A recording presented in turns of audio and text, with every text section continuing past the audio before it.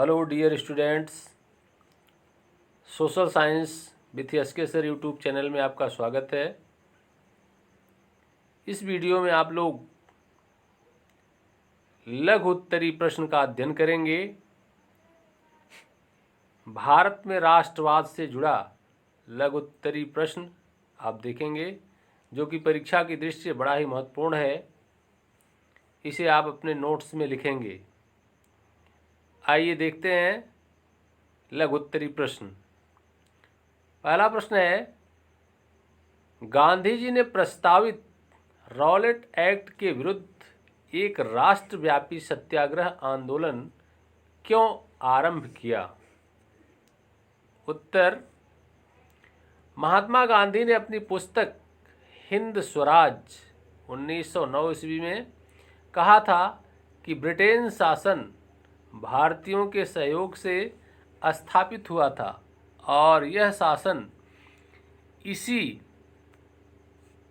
सहयोग के कारण चल पा रहा है। अगर भारत के लोग अपना सहयोग वापस ले लें तो साल भर के भीतर ब्रिटिश सरकार ढह जाएगी और स्वराज की स्थापना हो जाएगी। गांधी जी ने 1919 ईस्वी में प्रस्तावित रॉलेट एक्ट के विरुद्ध एक राष्ट्रव्यापी सत्याग्रह आंदोलन चलाने का निर्णय लिया। भारतीय सदस्यों के भारी विरोध के बावजूद इस कानून को लेजिस्लेटिव असेंबली में जल्दबाजी में पारित कर दिया गया। इस कानून के माध्यम से सरकार को राजनीतिक गतिविधियों को कुचलने और राजनीतिक कैदियों को 2 वर्ष तक बिना मुकदमा चलाए जेल में बंद रखने का अधिकार मिल गया था। महात्मा गांधी ऐसे अन्यायपूर्ण कानून के विरुद्ध अहिंसक ढंग से नागरिक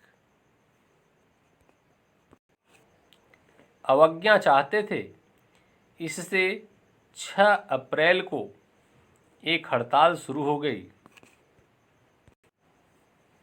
प्रश्न 2, असहयोग आंदोलन के किन्हीं 3 आर्थिक प्रभावों का संक्षेप में वर्णन कीजिए। उत्तर, असहयोग आंदोलन के 3 आर्थिक प्रभाव इस प्रकार हैं। नंबर 1, असहयोग आंदोलन का सर्वाधिक आर्थिक प्रभाव विदेशी सामानों पर पड़ा। राष्ट्रवादी भारतीयों ने विदेशी सामानों का बहिष्कार किया। विदेशी कपड़ों की होली जलाई गई। शराब की दुकानों के आगे पिकेटिंग की गई। विदेशी कपड़ों का भारत में आयात वर्ष 1921-22 में 50% घट गया। विदेशी कपड़ों का आयात मूल्य 102 करोड़ से घटकर 57 करोड़ हो गया। दूसरा पॉइंट है, बहिष्कार आंदोलन के दौरान लोगों ने आयातित कपड़ों को छोड़कर भारतीय कपड़ों का उपयोग शुरू किया। इसका परिणाम यह हुआ कि भारतीय मिलों और हथकरघों का उत्पादन बढ़ने लगा। तीसरा पॉइंट है, अनेक भारतीय व्यापारियों और उद्योगपतियों ने विदेशी वस्तुओं के व्यापार में धन निवेश करना बंद कर दिया। प्रश्न नंबर 3 है, महात्मा गांधी की नमक यात्रा का संक्षेप में वर्णन कीजिए। उत्तर, अपने 78 विश्वस्त वॉलेंटियरों के साथ महात्मा गांधी ने नमक यात्रा शुरू कर दी। यह यात्रा साबरमती में महात्मा गांधी के आश्रम से 240 किलोमीटर दूर दांडी नामक गुजरात तक की कस्बे में जाकर खत्म होनी थी। गांधी जी की टोली में 24 दिन तक प्रतिदिन लगभग 10 मील का सफ़र तय किया। गांधी जी जहाँ भी रुकते हजारों लोग उन्हें सुनने आते। इन सभाओं में गांधी जी ने स्वराज का अर्थ स्पष्ट किया तथा संदेश दिया कि लोग अंग्रेजों की शांतिपूर्वक अवज्ञा करें, अर्थात अंग्रेजों का कहा न माने। 6 अप्रैल 1930 ईस्वी को गांधी जी दांडी पहुँचे। वहाँ उन्होंने समुद्र का पानी उबालकर नमक बनाया। इस प्रकार गांधी जी और उनके 78 सहयोगियों ने अंग्रेजों के नमक कानून को तोड़कर सविनय अवज्ञा आंदोलन प्रारंभ किया। प्रश्न 4,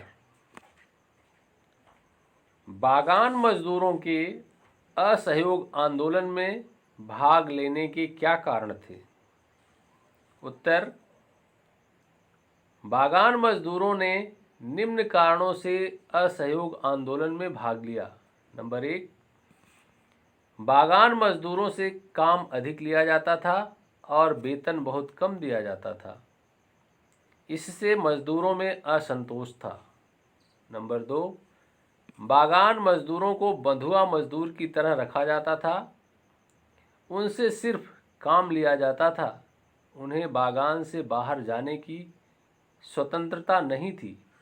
यदि मजदूर बागान से बाहर जाने की कोशिश करते थे तो उन्हें दंड दिया जाता था।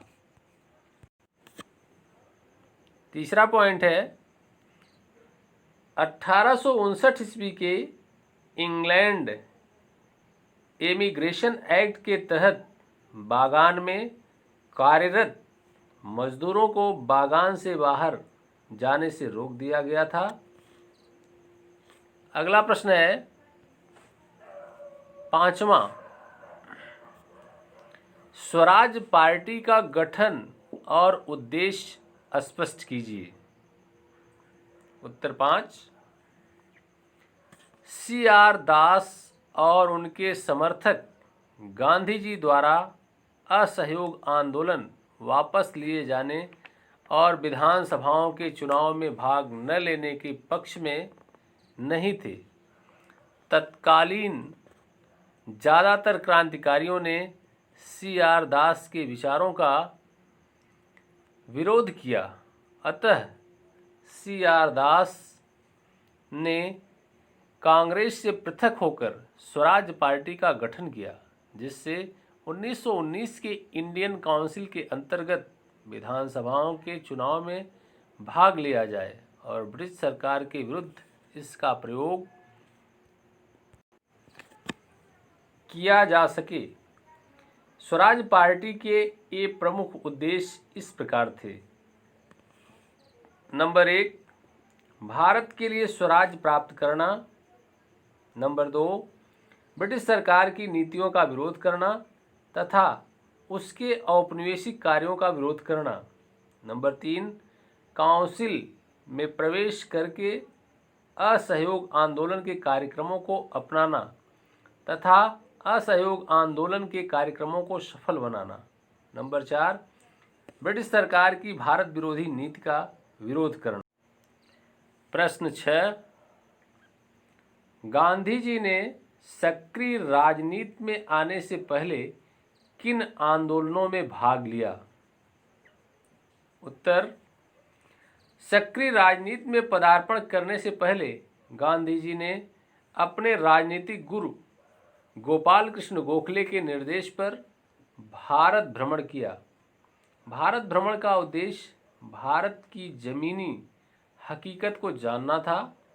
इस भ्रमण के दौरान उन्होंने कई स्थानों पर सत्याग्रह आंदोलन चलाए, जिनमें से कुछ प्रमुख आंदोलनों का विवरण इस प्रकार है। नंबर 1, चंपारण सत्याग्रह। गांधी जी ने चंपारण,